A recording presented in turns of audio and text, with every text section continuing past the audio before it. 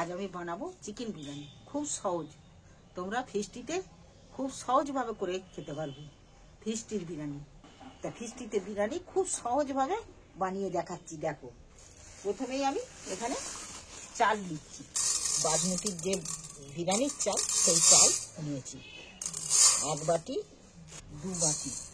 আমি এখানে 2.5 বাটির মতো চাল দিচ্ছি। প্রথমে ওই চালটা জল দিয়ে দিচ্ছি। এখনই পরিষ্কার করে ধুয়ে নিচ্ছি। তবে এই চাল মুঠো করে চকুটে যে ধুলে কিন্তু চালটা ভেঙে যাবে। চালটা অমনি নেড়ে নেড়ে এরকমভাবে ধুয়ে নিচ্ছি। চালটা ধুয়ে তারপর ভিজে দেবো, তখন ভিজে গেলে ধুতে গেলে ভেঙে যাবে। আমি আরও একবার জল দিয়ে পরিষ্কার করে ধুয়ে নেব। চালটা দেখো কত পরিষ্কার হয়ে গেছে, একদম পরিষ্কার করে ধুয়ে নিয়েছি। এবার আমি চালটাকে ভিজিয়ে জলের মধ্যে রেখে দেবো। 1 ঘন্টা কি পৌনে 1 ঘন্টা আমি রাখবো। এবার আমি এখানে একটা জায়গা নিয়েছি, এখানে 1 কেজি মাংস নিয়েছি। আর প্রথমেই আমি ধুয়ে পরিষ্কার করে নিয়েছি, জলও ঝরে গেছে। নিয়ে এখানে আমি 1.5 লেবু নিয়েছি। লেবুর রসটা আমি এতে প্রথমে মাংসটার মধ্যে লেবুর রসটা দিয়ে দিচ্ছি। দেখো, এইটা খুব জোর রস হয়েছে। এই লেবুটার রসটা দিয়ে দিলে মাংসের যে একটা গ্যাস গন্ধ থাকে, সেই গ্যাসটা তো থাকেই নেই, খেতে কিন্তু খুব সুস্বাদু হয়। লেবুর রসটা আমি প্রথমে মাখিয়ে নিচ্ছি একটু। আমি 1 চামচ হলুদ গুঁড়ো দিচ্ছি, 1 চামচ লঙ্কার গুঁড়ো দিচ্ছি। এবার একটু 1 চামচ নুনও দিয়ে দিচ্ছি। 1 কেজি মাংসের জন্য 100 গ্রাম টক দই নিয়েছি। টক দইটাকে আমি একটু বাটিটার মধ্যে ফাটিয়ে নিচ্ছি। দইটা ফেটে একদম পুরো এই হয়ে গেছে। আমি এই দইটা ঢেলে দিচ্ছি এর মধ্যে। আমি এই উপকরণগুলো দিয়ে ভালো করে মিক্সড করে রাখবো। মাংসটাকে ম্যারিনেট করে রেখে দেবো।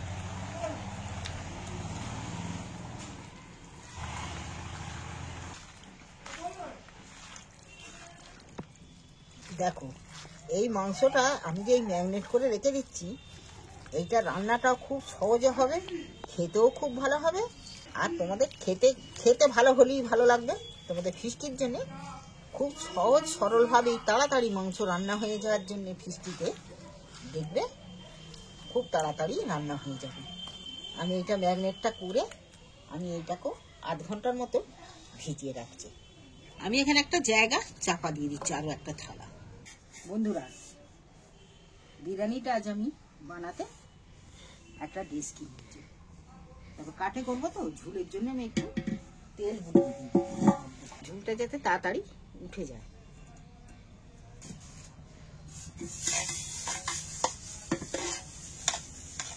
তোমরা যদি কাঠে করো, একটু তেল বুলিয়ে নিলে ঝুলটা খুব সহজেই উঠে যায়।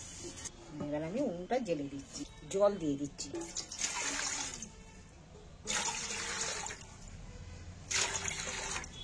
সাড়ে 700 চালেতে আমি 3 লিটারের মতো জল দিচ্ছি। 5 মগ 6 মগ জল দিয়েছি, তার মানে আধসের করে 3 লিটার জল দিয়েছি। দেখো চালটাও কত সুন্দর হয়েছে, দেখছো ভিজে।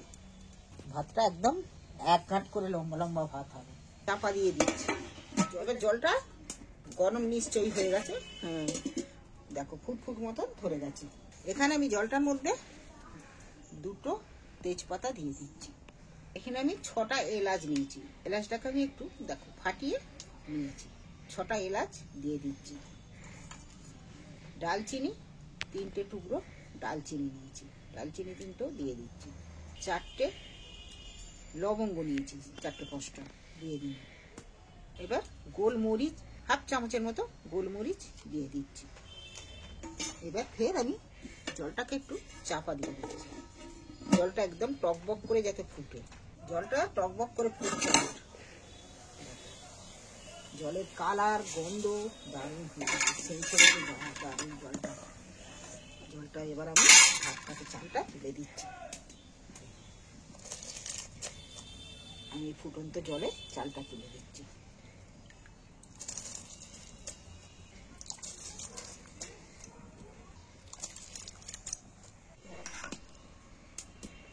ভাতে কিন্তু আমি বেশ খানিকটা নুন দিয়ে দিচ্ছি। আমি এখানে ছোট বাটি 1 বাটি তেল নিয়েছি, ছোট বাটি। সেই তেলটাও আমি ভাতটা ফুট ধরে গেছে দিয়ে দিচ্ছি।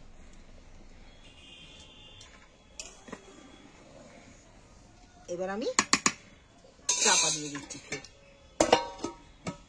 একটা ফুট ধরলেই কিন্তু ভাতটা হয়ে যাবে, খুব তাড়াতাড়ি ভাত হয়ে যাবে। ভাতটা ফুট খেয়ে গেছে, দেখি না ভাই, ভাতটা কিন্তু পুরো রেডি হয়ে চাল ভাত দেখো, দেখছো ভাত কতটা সুন্দর লম্বা লম্বা, কত বড় বড় ভাত হয়েছে। এবার কিন্তু আমি ভাতটা ছেঁকে নিচ্ছি।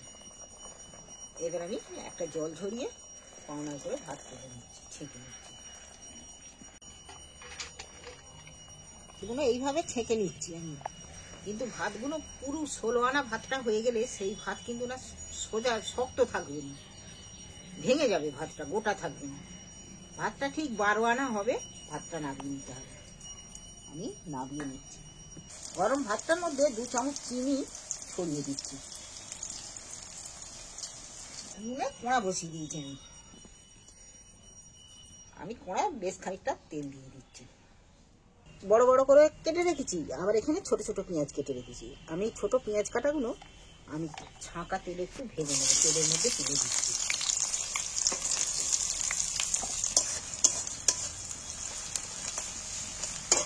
পেঁয়াজগুলো কত সুন্দর লাল লাল হয়ে গেছে, তবে আমি এইবার তুলে নেবো।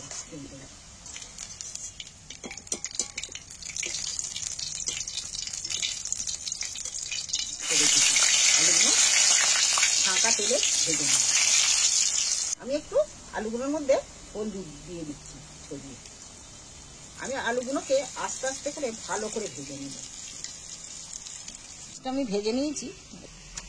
এই পেঁয়াজ ভাজাটা খুব খালি দেখবি, আস্তে পুরোভাবে লাল করে ভেজে নিয়েছি। এবার আমি তুলে নিচ্ছি একটা একটা করে পেঁয়াজের সাথে। আমি আরো বেশ কিছুটা তেল দিয়ে দিচ্ছি মাংসটা করার জন্য। এখানে একটা তেজপাতা কেটে দিচ্ছি, 2টো দারচিনি টুকরো।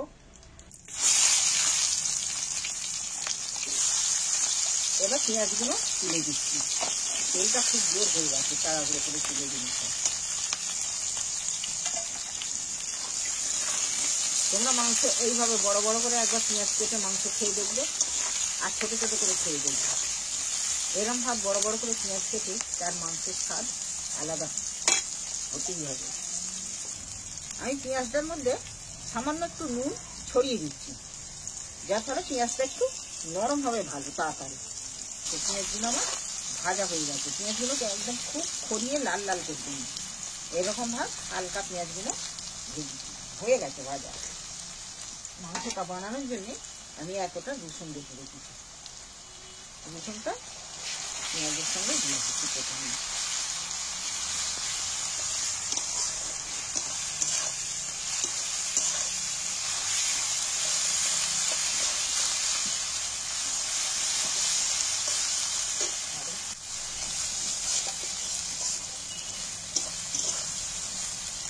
ভাজা আমার হয়ে গেছে। এবার এই ম্যারিনেট করা মাংসটা আমি তেলের মধ্যে, পেঁয়াজ ভাজা হয়ে গেছে, তুলে দিচ্ছি।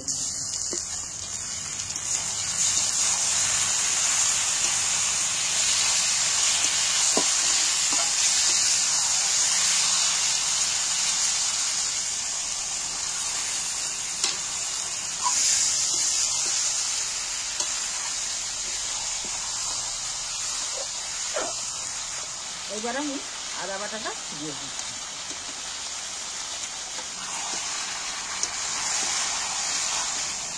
দিয়ে একটু ভালো করে নাড়াচাড়া করে নিচ্ছি।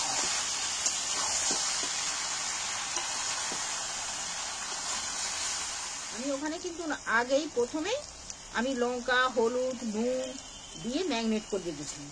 এবার আমি কালারের জন্য একটু কাশ্মীরি লাল লঙ্কা দিচ্ছি। এটা তার ঝাল হবে না, আমি কাশ্মীরি লাল লঙ্কা দেব।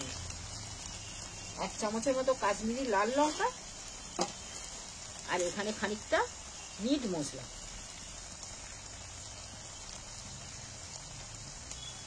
আর এখানে ছোট ছোট দুটো টমেটো কেটে রেখেছি, টমেটো কাটাবো। এইবার আমি ভালো করে নাড়াচাড়া করে কষতে থাকবো। কষতে কিন্তু একটু সময় নেবে, অনেকক্ষণ থেকে এটাকে কষিয়ে নিতে হবে। মাংসটা আমার হয়ে এসেছে, তবে একটু কেশরি মেথি, আমি একটু কেশরি মেথি ছড়িয়ে দিচ্ছি। এটা কিন্তু দিলে এর স্বাদ গন্ধ কিন্তু দারুণ আসে।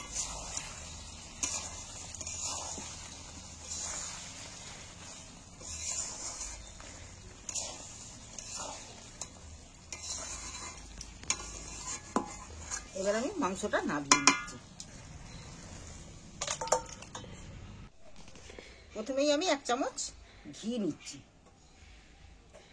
ঘিটা দিয়ে আমি এটাকে ভালো করে চালিয়ে নেব। প্রথমেই আমি ভাত চালিয়ে দিচ্ছি দিকে।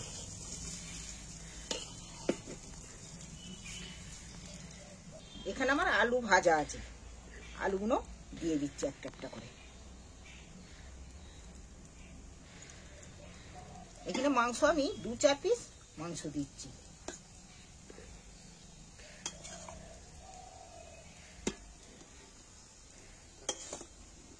ফের আমি ভাতগুলো চাপিয়ে দিচ্ছি এর মধ্যে।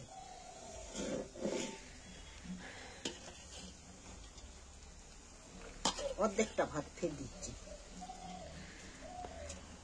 দেখো আমি গোটা বিরিয়ানির মশলা কিনে নিয়েছি, গুঁড়ো মশলা প্যাকেট নিয়ে এসেছি, আমি এর মধ্যে ছড়িয়ে দিচ্ছি।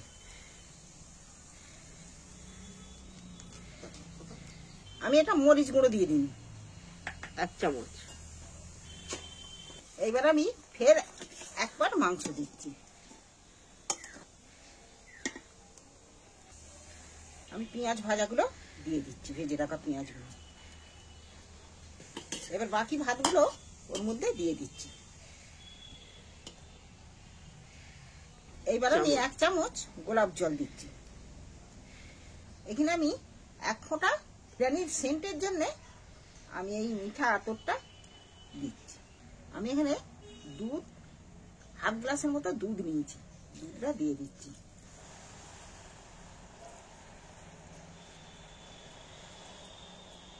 এবার বাকি বিরিয়ানির মশলাটা ফের আমি উপরে একটু ছড়িয়ে দিচ্ছি। ফের আমি 1 চামচ ঘি আমি একটু একটু করে দিয়ে দিচ্ছি ছড়িয়ে। এভাবে আটাকে মেখে প্রেসারের জন্য আমি এটাকে দিয়ে রাখছি, তাহলে ভালো করে টাইট হয়ে এর হাওয়া বেরোবে না। তাহলে দেখো আমি আটাটা 4 দিক থেকে দিয়ে নিয়েছি। এইবার আমি চাপাটা দিয়ে এটা চেপে দিলে তাহলে আর হাওয়া বেরোতে পারবে না। এইবার আমি ভেতর থেকে উনুনের ভেতর থেকে কাঠকয়লার আগুন একটু এর মধ্যে চাপিয়ে দিচ্ছি, যাতে নাবো থেকে উপর থেকে গরমটা পায়। এইভাবে আমি 10-15 মিনিটের মতো, মিনিট 15 মতো রেখে দিচ্ছি। দেখো বিরিয়ানি আমি ডেস্কির উপরে আগুন দিয়েছি, আগুনটা গরমে নিভে গেছে। এবার আমি আগুনটা নিভে গেছে, ফেলে দিচ্ছি। এবার আমি যে আটা দিয়ে সিল করে দিয়েছিল, সিলটা আমি এবার খুলছি। গরম আছে। এইবার গরম গরম পরিবেশন করব। আর কারো যদি খেতে ইচ্ছা করে চলে এসো আমার এখানে। দেখো আমার বিরিয়ানি রেডি, এবার আমি পরিবেশন করছি।